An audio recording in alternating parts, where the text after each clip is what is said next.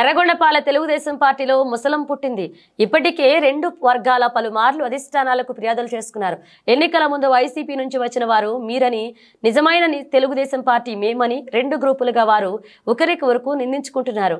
ఎర్రగొండపాలెంలో party అధికారంలోకి వచ్చిన దగ్గర నుంచి రెండు గ్రూపులుగా విడిపోయి ఒకరిపై ఒకరు దుమ్మెత్తి పోసుకుంటున్నారు.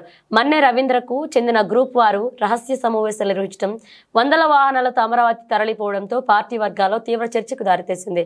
నిన్నటి వరకు టీడీపీ పార్టీలో అంతర్గతంగా నాయకుల మధ్య ఉన్న విభేదాలు ఈ రోజు ఒక్కసారిగా బయటపడి రెండు వర్గాలుగా విడిపోయారు. దీంతో డాక్టర్ మన్నె రవీంద్ర, ఇన్ఛార్జ్ ఎరిక్షన్ బాబుల వర్గాల మధ్య తీవ్రమైన వర్గపోరు నెలకొంది. ఎర్రగొండపాల ఇన్ఛార్జిగా ఉన్న ఎరిక్షన్ బాబు నియంత పోకడలతో మన్నె గ్రూపుకు చెందిన వారిని కలుపుకుని పోవడం వలన లేదని చెప్తున్నారు. నియోజకవర్గానికి కొత్త ఇన్ఛార్జి నియమించాలని లేదా త్రిసభ్య కమిటీని ఏర్పాటు చేయాలని ప్రధాన డిమాండ్తో అమరావతిలోని పార్టీ కార్యాలయంలో జరిగే ప్రజా విజ్ఞప్తుల కార్యక్రమంలో నేడు తెలుగుదేశం పార్టీ తరపున రాష్ట్ర పార్టీ నేత వర్ల రామయ్య మరియు హోంశాఖకు సంబంధించి మంత్రి పాల్గొన్నారని తెలుస్తుంది. ఎన్నికల అనంతరం ఇక్కడ ఇన్ఛార్జి గూడూరు ఎరిక్షన్ బాబు, డాక్టర్ మన్నె రవీంద్ర వర్గాన్ని దూరం పెడుతున్న విషయాలను వారి దృష్టికి తీసుకుని పోయి అమీతుమీకి సిద్ధమయ్యారు. డాక్టర్ మన్నె రవీంద్ర వర్గం వెళ్లినట్లుగా పట్టణంలో చర్చ జరుగుతుంది.